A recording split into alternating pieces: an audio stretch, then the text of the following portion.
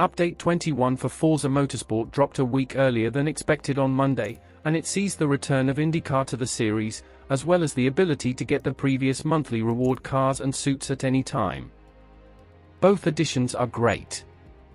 But the news release gives off the vibe to me that this could either be one of the last, or even the last, updates for the game, but we just didn't get told it. I took out the IndyCar on a track day, but it only seems to be the Nordschleife, so no good once it gets dark, but I did get 3 laps in the Chevy engine 1 in. But back to the vibes of the news release and the patch notes.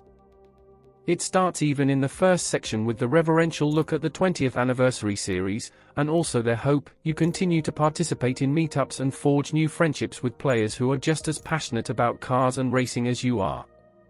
Now that alone could mean nothing, but the update itself leads me to think it could be a way of saying it's over, but not being able to right now. Firstly, there is no new content outside of the IndyCars All update, however long that lasts, as that's indeterminate too. No new cars, no new Challenge Hub rewards, and no new featured and open tours. The open tour itself is now a permanent addition, with the first-time reward being the current reward, the Nissan Z Nismo, while the past featured tours are going to return once a month, with its reward attached.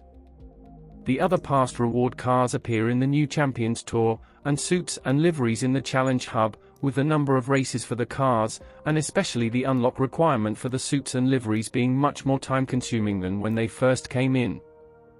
For example, for the NASCAR suit, you now need to do 100 laps in a NASCAR.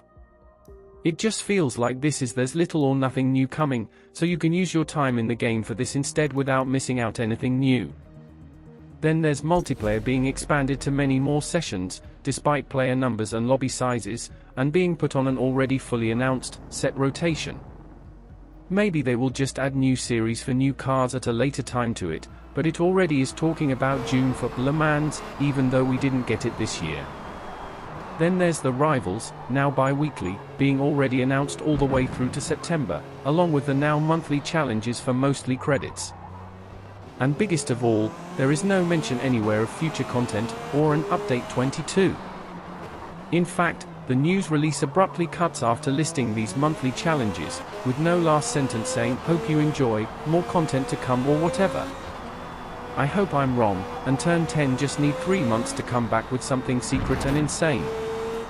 The content has really come on, with more Le Mans hypercars, GT3s, NASCAR and now IndyCar. But I just get this feeling once IndyCar's return dies down, in say August we'll either be told that new updates are over with by Microsoft or Turn 10, or it gets leaked through some online gaming news site. Anyway, I'll leave this with 3 laps of my usual noob driving, of the Chevy IndyCar on the Nordschleife. Again, thanks for listening and watching.